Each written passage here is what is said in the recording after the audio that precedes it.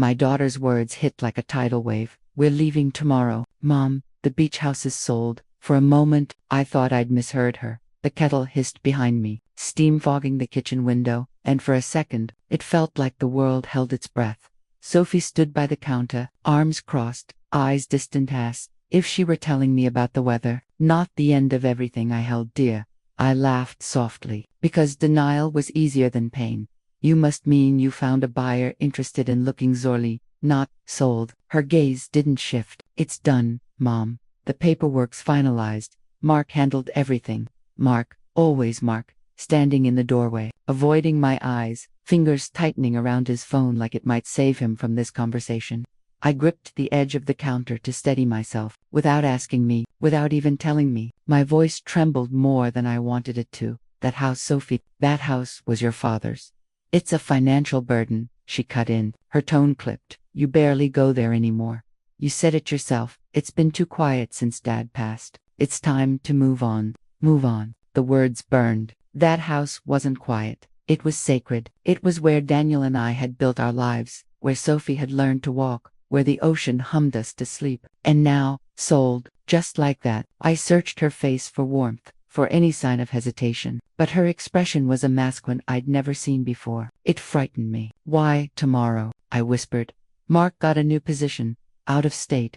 We leave in the morning." It was like she'd rehearsed it. Every word is polished, emotionless. The daughter I'd raised, the girl who once cried when her goldfish died, was now a stranger, dismantling my life with a few calm sentences. I turned to Mark, desperate for a reason. "You could have told me. I deserved that much." He shifted uneasily. "It all happened fast, Eleanor. The market's up, and, well, it was the right time to sell." "The right time for who?" I wanted to ask, but my throat locked. Silence filled the room, heavy and unfamiliar. The kettle clicked off, the last hiss fading into stillness. My heart beat against my ribs, slow and loud. "I see," I said finally, because I didn't know what else to say. "Well, congratulations then. I hope it was worth it."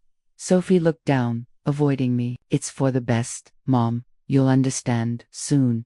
Understand? I already understood too much. Something was wrong. Later that night, unable to sleep, I sat in the dim kitchen, the clock ticking like a countdown. Their suitcases were lined up by the door, neat and final. I told myself not to cry, but the tears came anyway, quiet and hot. Then I heard it, Mark's voice, low and urgent, leaking from the porch. "No, she doesn't know yet," he whispered. "We'll be gone by morning. Once it clears, she won't have access." My blood ran cold. Access to what? I held my breath, straining to hear, but the wind swallowed the rest of his words. I knew then this wasn't just about money or moving. There was something deeper, something they didn't want me to find, and suddenly, I wasn't just heartbroken. I was awake. The beach house wasn't just Walzette, was my heart, my history, my Daniel. I could still see it in my mind as clearly as if I were standing there. Pale shutters faded by salt air, white roses climbing the porch rail, and the endless hum of the ocean just beyond the dunes. Every corner of that house was a memory stitched into my life. Daniel built it himself, board by board. I remember him coming home from the site, sawdust in his hair, pride in his smile. "This one's for us, Ellie," he'd said, wrapping his arm around my shoulders. "Our forever place. Forever." I believed him. We spent summers there, reading poetry on the porch frost. Dickinson, a bit of Yeats when the mood was right. Sophie would chase seashells across the sand, her laughter louder than the waves. At night, we'd watch storms roll in, our hands intertwined, counting seconds between lightning and thunder. That house held our laughter, our silence, our grief. After Daniel's heart gave out, I'd sit by the window he loved, his old mug still on the sill, half a ring of coffee marking its place. The ocean outside moved like time itself, steady, unstoppable. I tried to visit less after he passed. The echoes hurt too much, but I never once considered selling, because the house wasn't property, it was a memory. It was him. Now, the thought of strangers walking through it, touching his things, erasing our story, it tore something inside me I didn't know could still break. I went to study that night, unable to rest. The old mahogany desk Daniel once used sat untouched in the corner. I traced my fingers over its surface, feeling the grooves of his handwriting beneath the varnish. He used to keep journals, worn leather books filled with thoughts, sketches, and half-written letters. after his death. I could never bring myself to read them all, but I remembered one entry, half finished. If anything happens, she'll know where to look. The key will show her. At the time, I thought it was just one of his riddles. He loved to turn even the smallest thing into a mystery. But now, those words came rushing back with eerie clarity. I pulled open the desk drawer. Beneath a stack of old receipts and postcards, my fingers brushed something cold and metallic, a small brass key. It was heavy, with a faded ribbon still tied around it. My heart pounded as I turned it over in my palm. I didn't know what it opened, but I knew, with a certainty that burned deep in my gut, that it mattered. Maybe it was a foolish hope, maybe just the last piece of him refusing to let me give up.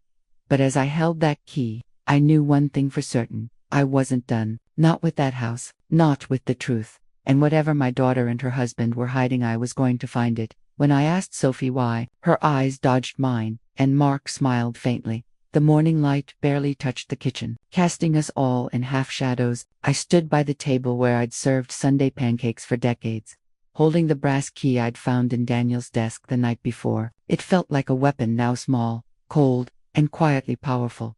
"Sophie," I said, my voice trembling with a calm I didn't feel. "Why did you sell the house without telling me the truth?" Her fork clattered against the plate. "The truth, Mom? We did it for you, for your financial security. You're living on savings, and don't insult me," I cut in, sharper than I intended. "You know exactly what that house meant. It wasn't about money. It was about your father. About us." Mark leaned back in his chair, arms crossed. "Eleanor, you're overreacting. You're not seeing the bigger picture. Real estate is a volatile market. You should be thanking us for locking in profit while you still can." "Profit?" The word hit like acid. "That wasn't your decision to make." He smiled faintly, the kind of smile that made me want to slap it right off his face. "You're too old to understand how these things work now. Sophie and I are just trying to help."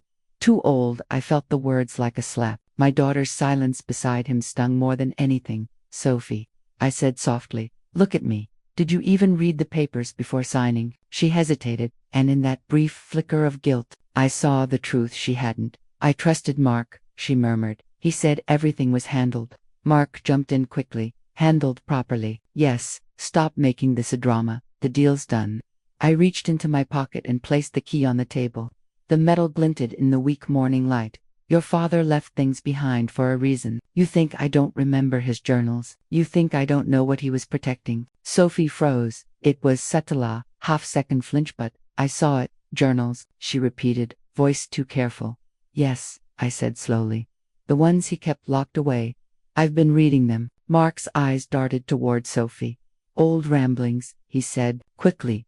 "You shouldn't get worked up over it. Memories." But it was too late. Sophie's composure cracked. I stepped closer. "What did you do, Sophie? What did you sign?" "I don't know," she whispered. "Mark said it was just a sale." "Show me the papers," I demanded. Her hands shook as she fetched the folder from the counter. The documents smelled faintly of ink and betrayal. I flipped through until I found it, the deed transfer. My signature, neat and perfect, at the bottom, except it wasn't mine. I'd never signed it. My breath caught. This isn't me." Mark's smug expression faltered. "You must have forgotten." "Eleanor, we did this weeks ago." But I hadn't forgotten anything. And as I stared at that forged signature, the truth settled cold in my chest. They weren't just selling my house. They were stealing it. Mr. Carter's words stunned me. "Eleanor, that signature isn't yours." He sat across from me in his oak-paneled office, glasses low on his nose, documents spread like puzzle pieces between us. I'd trusted him for years. He'd handled Daniel's estate after the funeral. A quiet man with a sharp mind and kinder eyes. He ran his thumb over the page. "See this," he said, pointing to the loops of the forged E. "It's traced. Someone copied an older signature from a different document." I swallowed hard. "So it's fraud." He nodded grimly. "Yes. And it gets worse." He opened a file I didn't recognize, papers I hadn't seen in years. "Daniel placed the beach house in a trust. Eleanor, you're the sole beneficiary. That property can't be sold without your written consent." The room tilted slightly. Then how could they? They couldn't. Not legally. My pulse quickened. "Mark forged it." "Most likely," Carter said. "I did some digging. Mark Bennett has a trail of failed business ventures, 3 LLCs dissolved in the past 5 years, each ending in debt. The most recent one, a coastal development investment firm. He's likely in financial trouble again. I pressed my palms against the desk to steady myself, and Sophie. Carter hesitated. I think she was manipulated, but she still signed as a witness. That makes her complicit. My throat tightened. The thought of my daughter entangled in deception, whether knowingly or not, cut deep. What do I do now? I asked. He leaned back, studying me.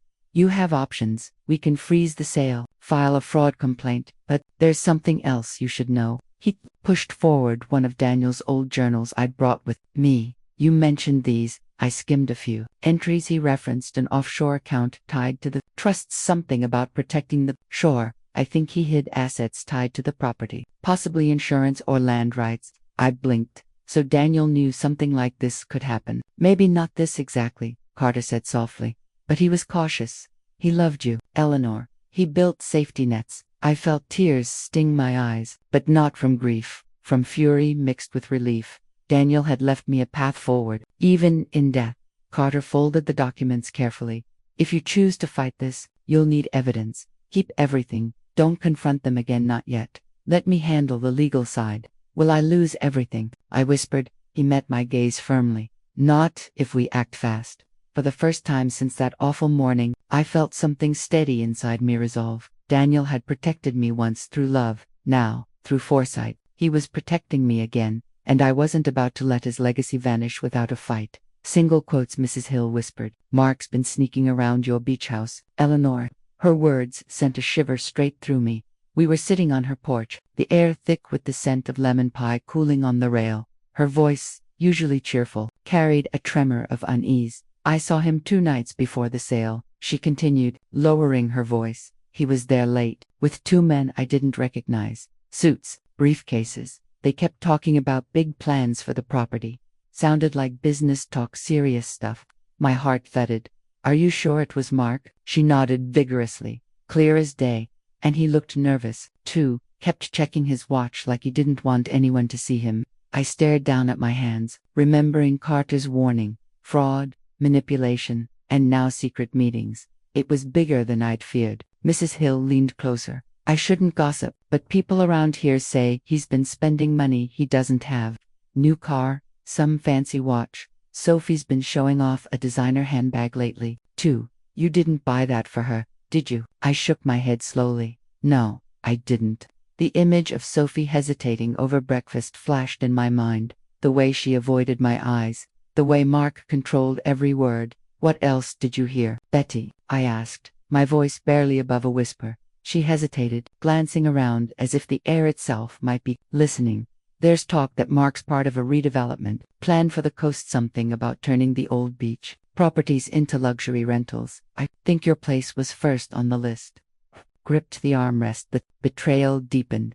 My husband's dream, the home he'd built for peace and family, was about to be gutted for profit. Back home, I opened Daniel's journals again, desperate for answers. Between neat lines of poetry and sketches of the shore, I found a loose page folded into the back cover. His handwriting was rushed. Urgent. If they come for the shore, protect it. The key opens more than a door. I ran my thumb over the ink, the paper, trembling slightly in my hands. The key, the brass one I'd found. Could it lead to the offshore account Carter mentioned, or something hidden in the house itself? The pieces were aligning, though the picture was still hazy. But I know now, Mark wasn't just after a sale. He was after something Daniel had left behind, something worth risking everything for. And if Sophie was caught in the middle, I'd have to save her too, even from herself. As I looked out toward the distant waves shimmering under the setting sun, my anger turned to determination. They thought they'd silenced me, but they'd just awakened me instead. The truth was out there, waiting by the shore. Daniel's journals hid a secret bigger than the beach house itself. I spent the next few days at the dining table, surrounded by piles of his notebooks, leather covers faded, pages smelling faintly of salt and cedar. The handwriting was familiar, looping and steady, like his voice when he used to read me poetry. Yet beneath his words now, I sensed something else: intent. Most of the entries looked ordinary at first, bits of poetry, grocery lists, musings about tides. But the more I read, the clearer the pattern became. Words circled in blue ink: key, vault, safeguard. He was talking to me, even from beyond the grave. On one page, dated 2 months before his passing. He'd written, "If the tide ever turns, she'll know where to look. The house keeps her safe. The attic keeps the rest." The attic, my heart pounded. I hadn't been up there in years. I flipped through another journal, one bound in dark green leather. Daniel had always loved riddles. He hid meaning in metaphors, like the teacher he was. A paragraph caught my eye. "The true wealth isn't in the sand or the sea, but where the wind whispers through wood above the light." Above the light, the attic window. I felt a spark of hope ignite. Using the analytical instincts I'd honed from years of teaching literature, I began marking the repeated phrases, decoding the rhythm of his notes. It took time, false starts and dead ends, but slowly, a clearer message surfaced, pieced together from fragments scattered across several entries: account secured offshore, key in desk, combination in poetry, trust remains hers. I flipped to the poem he mentioned, a sonnet titled "For Eleanor, Keeper of the Shore." Each line held numbers embedded in the words 4, 9, 7, 1, 3, like a code hidden in plain sight. It wasn't just a love poem, it was a map. Daniel had created an offshore account tied to the house trust, one that required a safes combination, likely stored where only he believed I'd look, the attic safe. The money wasn't just wealth, it was protection. For me, my hands trembled as I closed the journal. Daniel had known the world could turn cruel after he was gone. He'd left me a way to stand on my own, careful and unbreakable. But if I'd found the pattern, Mark could too. That thought chilled me. His late-night calls, his sudden interest in the sailor, all pointed toward this. He wasn't chasing property, he was chasing Daniel's safeguard. Driven by his mounting debts and failed ventures, I packed the key, the journals, and the page with the coded numbers into my purse. If there truly was a safe in that attic, I had to reach it before Mark did, before the sale closed in the coming weeks. As I looked toward the ocean, sunlight glinting off the horizon, I felt a calm determination settle over me. This wasn't just about what Daniel left behind anymore. It was about what I refused to lose. Mark sneered, "You're too late, Eleanor," but I had his confession recorded. The beach house stood quiet under a bruised sky, the waves restless beyond the dunes. The sale hadn't closed yet. Paperwork delays gave me a narrow window, so I still had my key. I parked down the road, careful not to draw attention. Every creak of the porch beneath my feet sounded louder than it should have. Inside, the air smelled faintly of old books and salt. I moved carefully, my flashlight cutting thin beams across the walls. Dust floated like tiny ghosts in the light. The attic stairs groaned as I climbed, each step echoing through the hollow house. I found it tucked behind old boxes. Daniel's safe, small and unassuming, hidden beneath a draped sheet. My breath caught. The brass matched the key perfectly.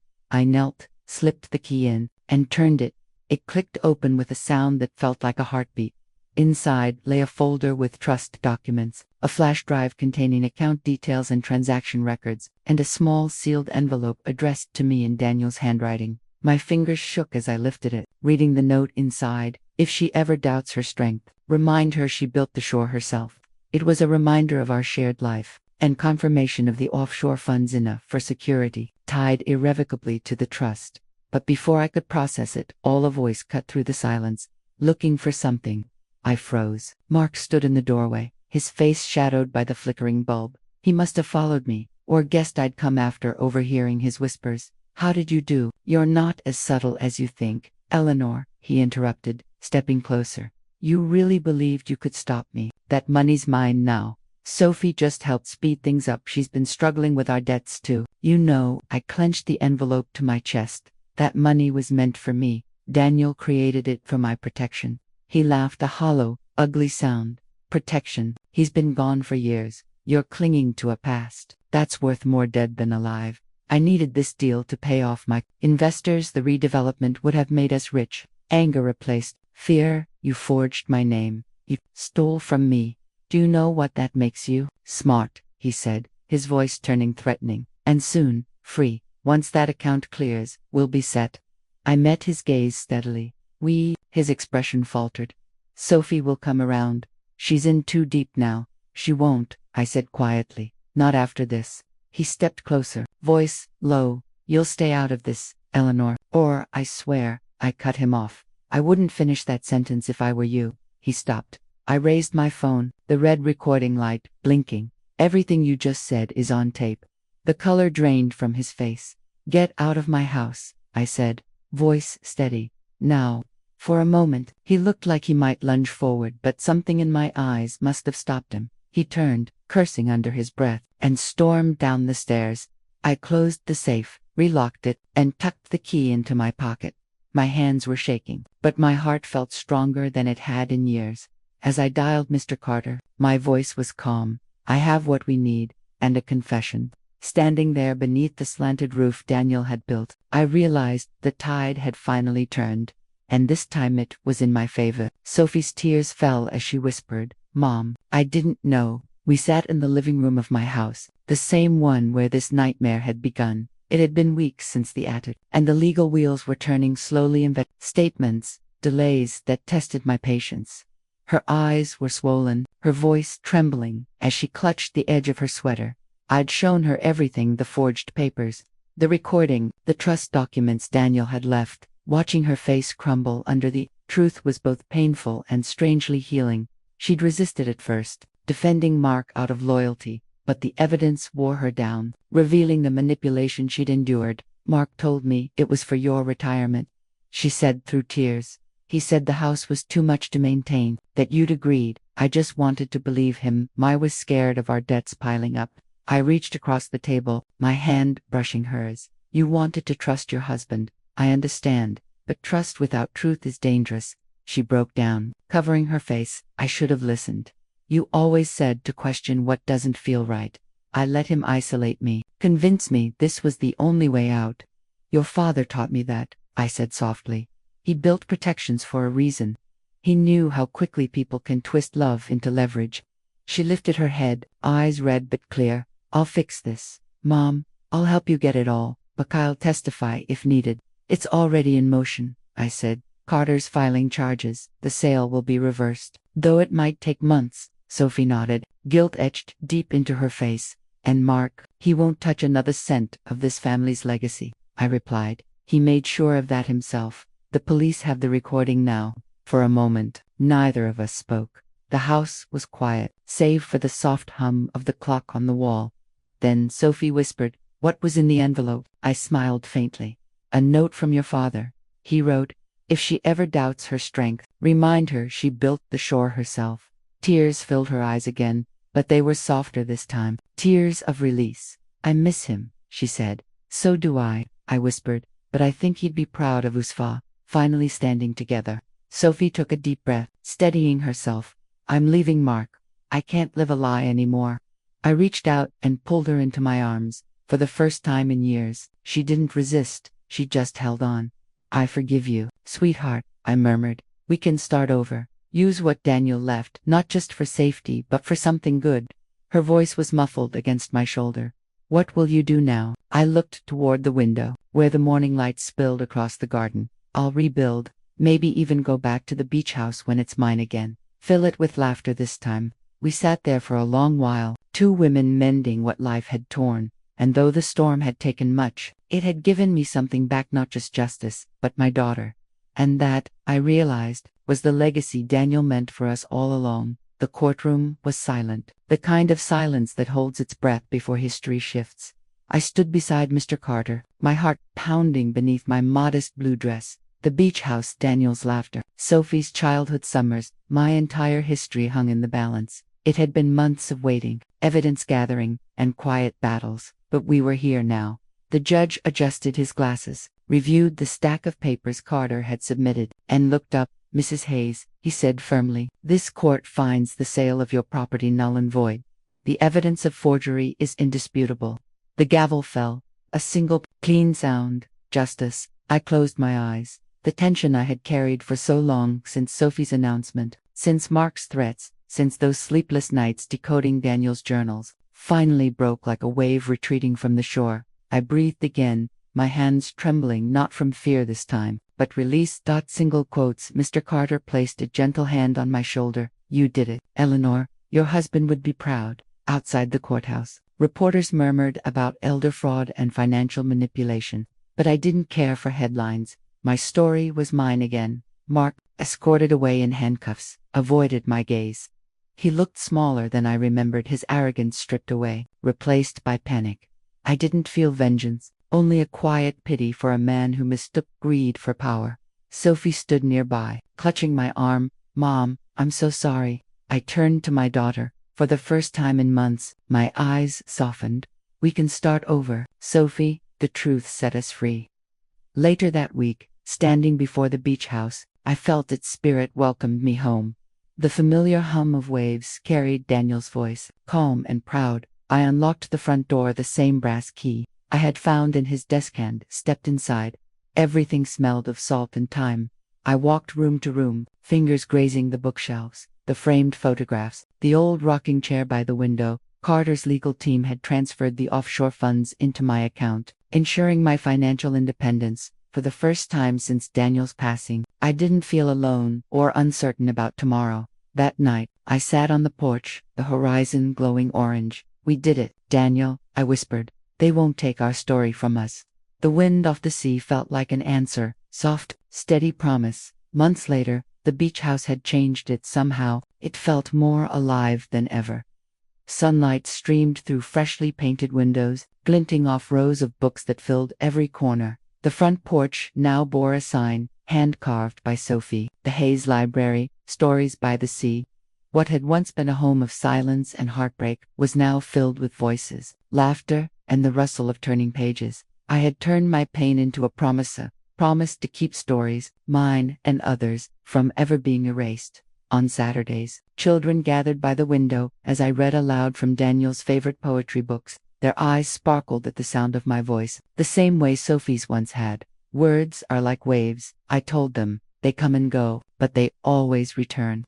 Sophie, now separated from Mark, managed the library's daily operations. She organized events, hosted writing circles for widows, and often hugged me midday, whispering, "Thank you for not giving up on me." Our bond, once fractured by deception, had been reforged through truth and shared purpose. At night, after the visitors had gone, I sat by the open window, notebook in hand, documenting the journey I'd survived, the betrayal, the discovery, the reclamation. My handwriting was firm and sure again. I knew other women out there were living quiet versions of my story, questioning, doubting, afraid to fight back. So, one evening, I turned toward the simple camera Sophie had set up for our library story project. I smiled softly, speaking directly to whoever might watch. "If you're watching this," I began, "and someone's made you feel small, unheard, or powerless, remember this. Your story still belongs to you. Don't let anyone sell it, rewrite it, or bury it. Protect it. Share it." I paused, eyes glistening in the golden light. "And if you've ever been betrayed by your family, forgive when you can, but never forget your worth. You're stronger than the tide." Outside, the waves broke gently against the shore. The sound was no longer a reminder of what I'd lost, but of everything I'd reclaimed. In the end, all that remains is love, and the stories we leave behind.